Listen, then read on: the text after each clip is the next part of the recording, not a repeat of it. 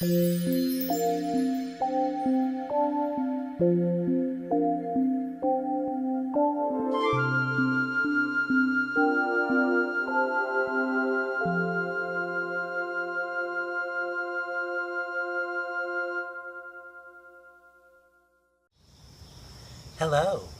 I'm Howie Shareff, and welcome to another show from You Call This Yoga, an educational nonprofit organization.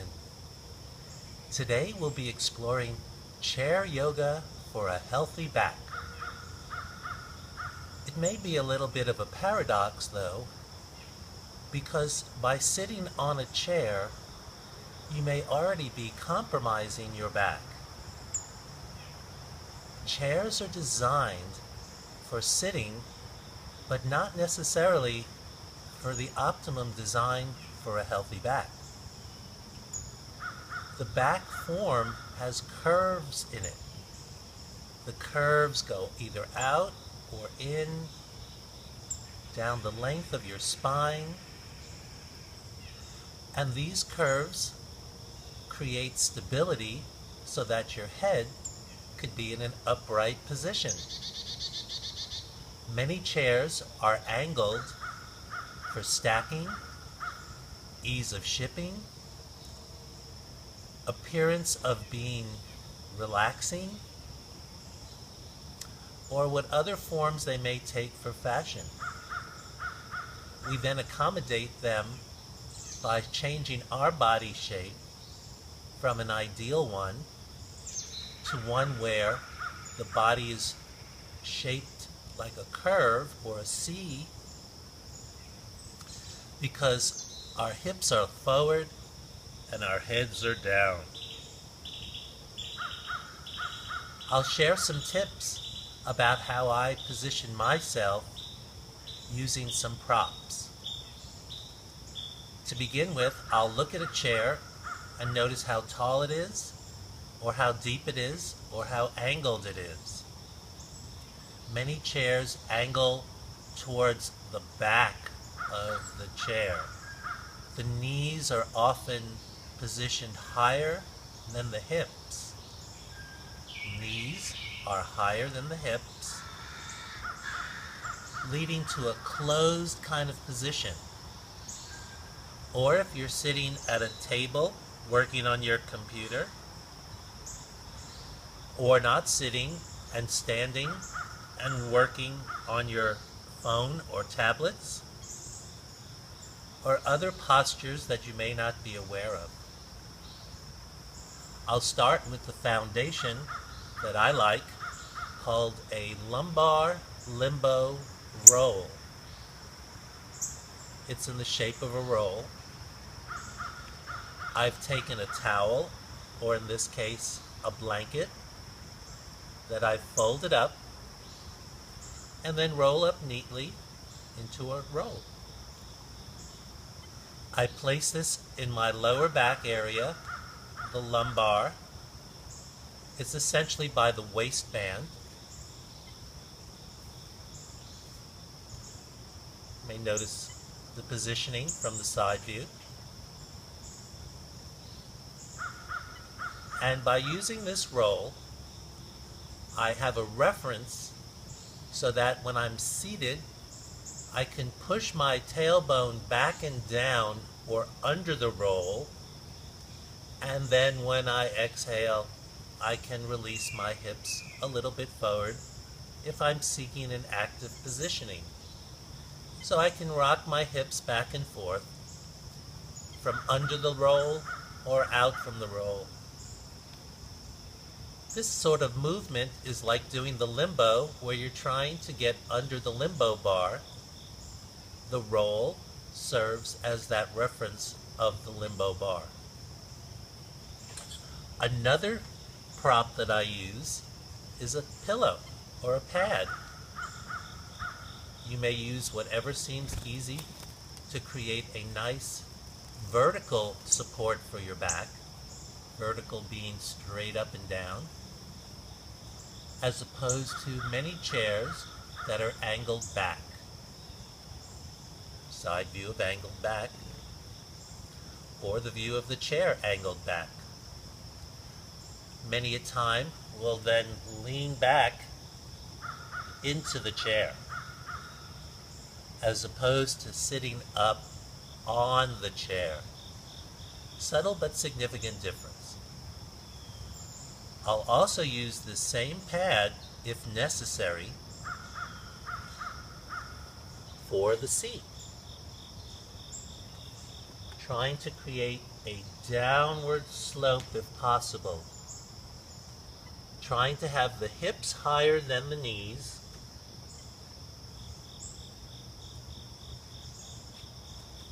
Which allows my hips to shift back into a preferred position that can support my spine.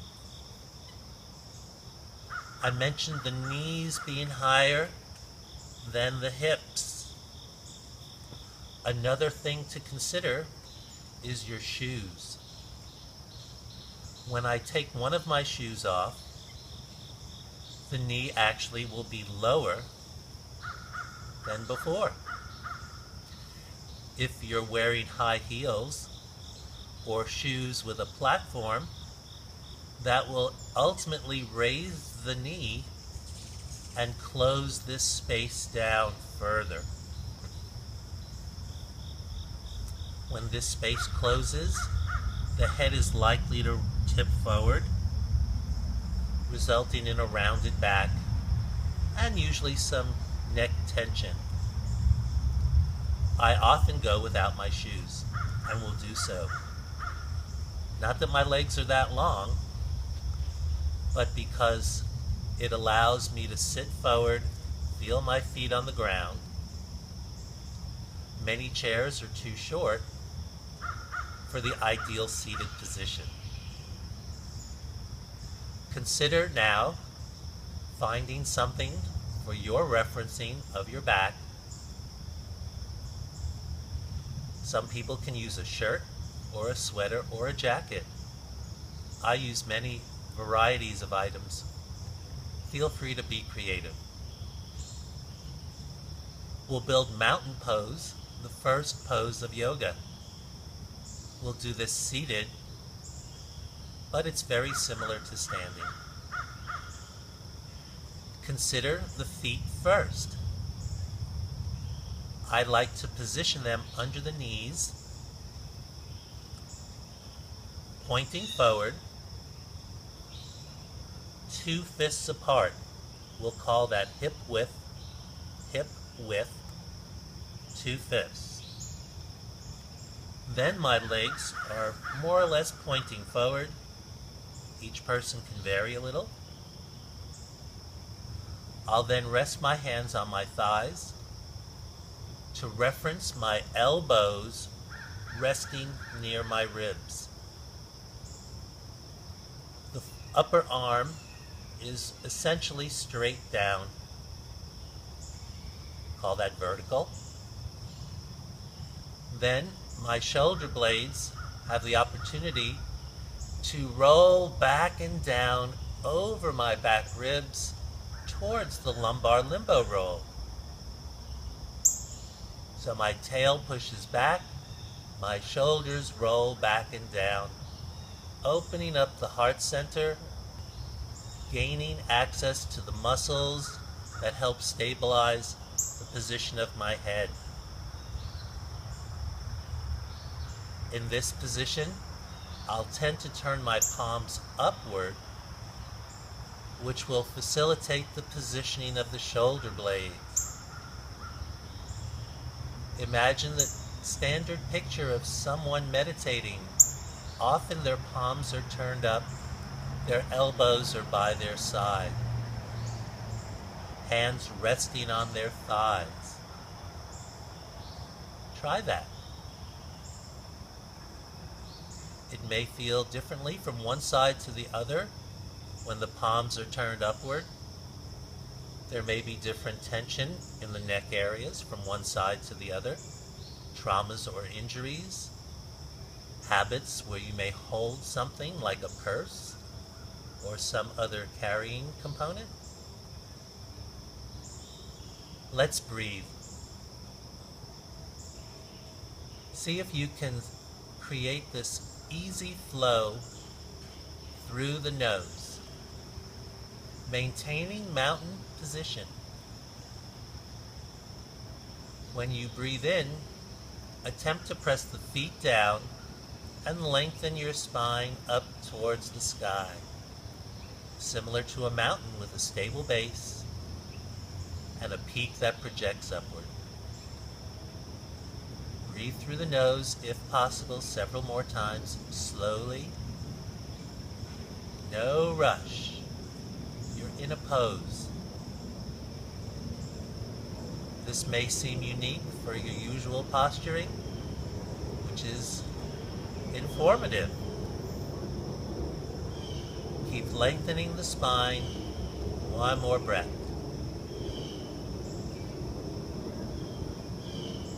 Good.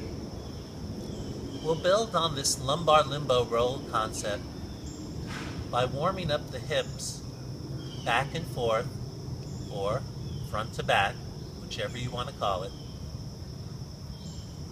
Gently, just push your tailbone back under your bar or your reference, and then exhale. Try to bring the tailbone forward. The tailbone is at the base of your spine. When I'm doing this, I'm pressing my feet down firmly and lifting my top of my head.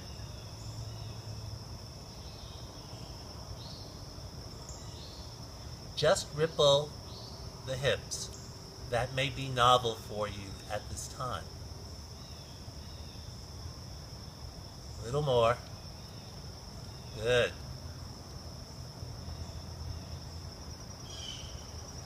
Settle and rest.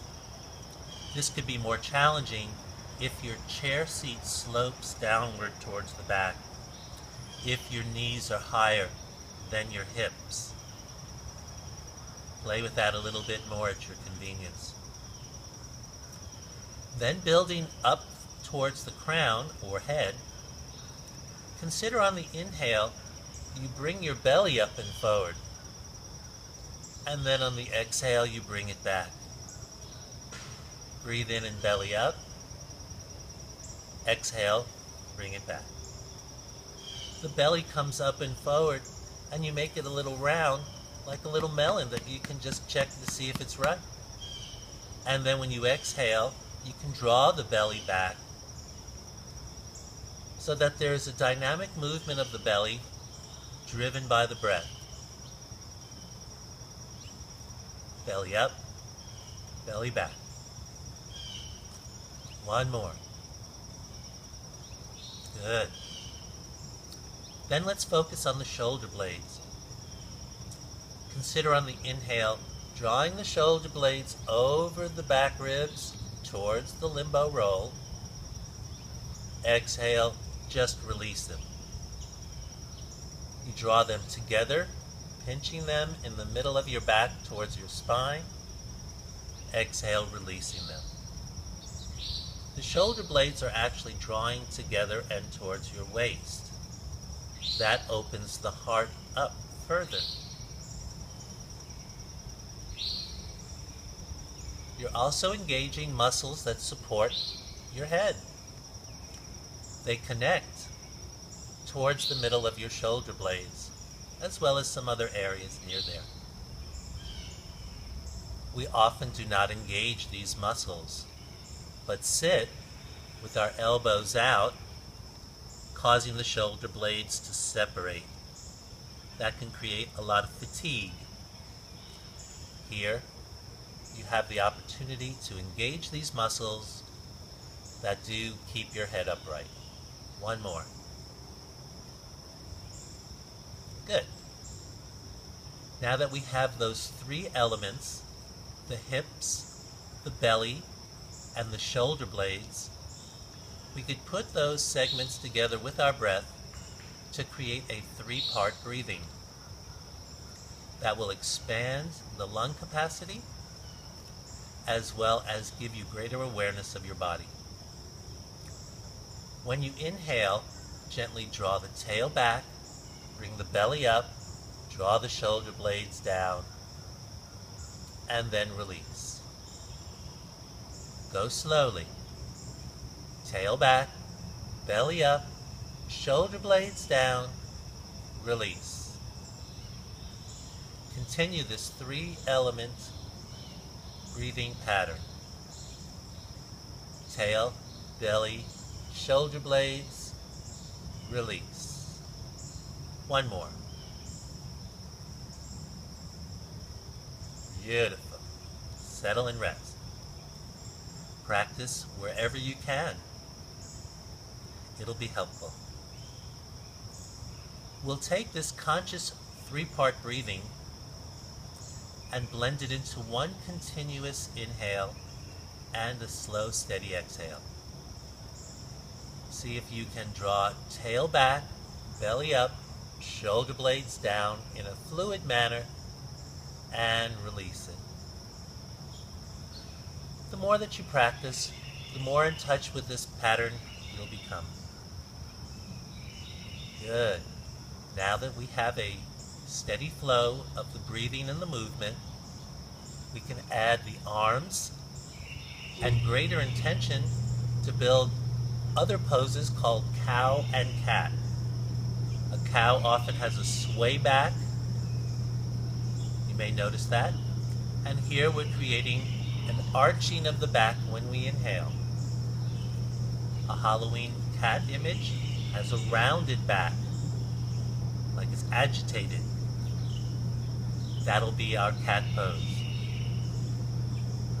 When we inhale, and I like the palms up, I'll bring the elbows back, the belly up, the shoulder blades down and back, and I'll lift my chest and chin.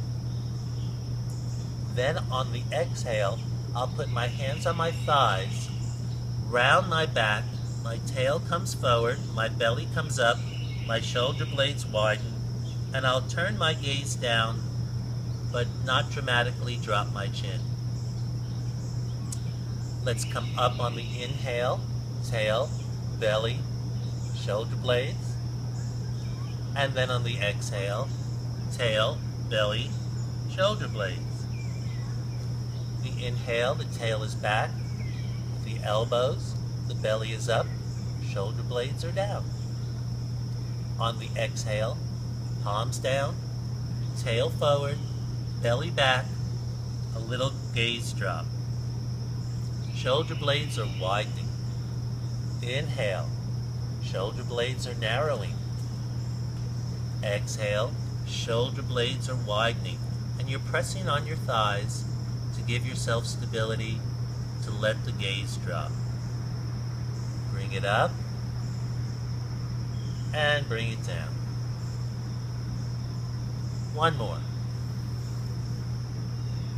Lovely. Finish the exhale. Come on back to mountain and rest. We've rippled the spine in a front to back manner. Often though, we have other dimensions to address. That way we can create flexibility, movement, and comfort in all planes.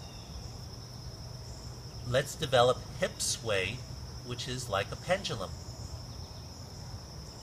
On a chair, this is more challenging, especially if the knees are up.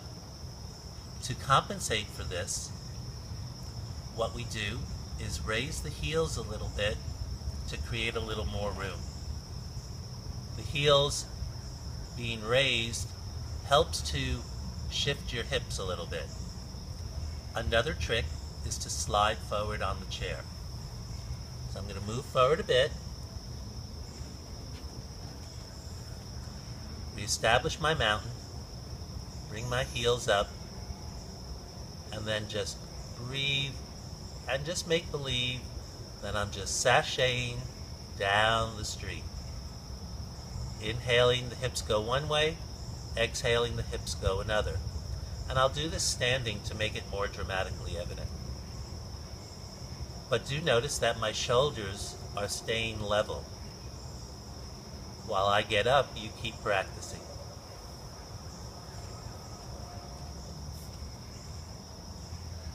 Feel free to use the chair back as support. stand up tall, hips out or in, or whatever direction feels right, however you label it. Just keep shifting from side to side. This warms up the hip area, gets things moving. Often you're in a sustained, static position, potentially in a car, at a desk. And this helps to keep things loose and less tense. Good. Now that we have that warmed up, I'll come back to seated. Props take a little adjustment.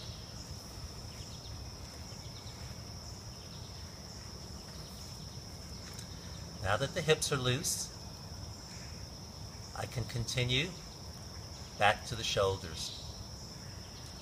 I'd like to warm the shoulders up a little bit more because the shoulders are connected to the back, and if the shoulders are tight, the back will be tight. Let's start by just bending the elbows, creating a nice straight lower arm form, avoiding lifting the elbows. Sit up tall, and on the inhale, just melt the hands apart down the front of the body. Engage the shoulder blades, flip the palms up when you're halfway up, and bring the arms up to a V or diagonal.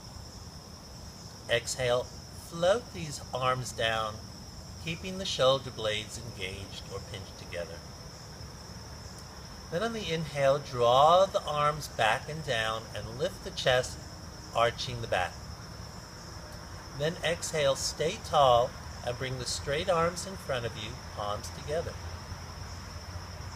Inhale, turn the palms up and then float the wrists back to the ribs, draping the shoulder blades down towards the limbo roll. Then on the exhale, draw the sides of the pinkies, palms, forearms, and elbows together in front of you and lift them up if possible, finishing and coming back. Continue the pattern. Sweep it out on the inhale, drawing it up. Exhale, bring it down low. Inhale, bring it back. Exhale, bring it forward. Inhale, open it up and bring it back. Exhale, bring the hands up together. Avoid straining, keep breathing. One more. Sweep it out, gather it up as you inhale. Exhale, bring it down. Inhale, bring it back. Lift the heart. Exhale, stay tall, hands together in front. Inhale, palms up, wrist back to the ribs. Exhale, bring the sides of the pinkies, palms, forearms, and elbows together. Close and back to heart. Wonderful. Reestablish your mountain position. Check your feet, check your legs, check your lumbar roll or whatever you've created. We'll continue a little bit more with the shoulders. Just hinge the elbows, bring the fingertips together. I call this saloon doors. On the inhale, engage the shoulder blades, pinch them together, and just float the hands apart as you fill the space with your inhale. And then exhale, close that space. Open it up, keep the elbows down, fingers pointing upward. Exhale, bring it back. So we're just sweeping open, avoiding bending the wrists. That will affect the shoulders. Good. One more. Good. Settle. With downward dog, we're doing an extension of the spine with some arcing of the back. Also engaging the shoulder blades as we lengthen the arms. While seated with the arms by your side, inhale and just float the arms up to wherever they're comfortable and make believe you're pressing against a wall. Engage your shoulder blades and lift your chest. So you're pushing out the hands, yet drawing the shoulder blades back. Then on the next breath, we're going to push the tail back and lift the spine. Your tailbone is pushing firmly towards the bottom back of the chair. Keep breathing. Good. Lower the arms as you need. I'll show you the chair variation.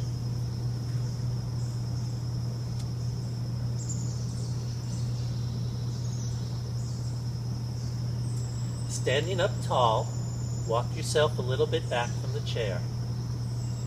On the inhale, you can lift the arms to heart height, engage the shoulder blades, and breathe. Then on the next breath, lengthen the spine, and on the exhale, bring the hands flat onto the chair, palms down. Walk the tail back just a little bit. Good. Then on the inhale, raise the tail, and exhale. Press the hands into the chair seat and draw them away from you, lengthening them away from your crown, pushing your tail back. Keep breathing. The head goes between the upper arms. You're getting a stretch in the back of your legs. Some of the muscles are in your calves or in your thighs. By lifting the tail, you're getting a nice stretch in the back area, as well as stabilizing your pressing out of the hands. Then walk the hands back towards you and come on up. And then let's do that again.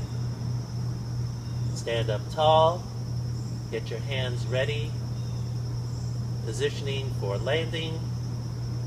Then on an exhale, hinge at the hips, bring the hands down, walk them further away from you, raise the tail.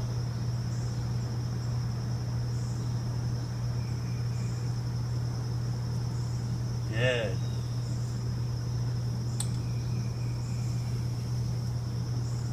How's that feel? Then come on back to your chair. How's that? Do you notice different parts of your body having been engaged? I look forward to further experiences with you to help you relax your back and body. That's all for today. Thank you for sharing your time. Visit our website, youkallthisyoga.org, for articles, videos, and information. Namaste.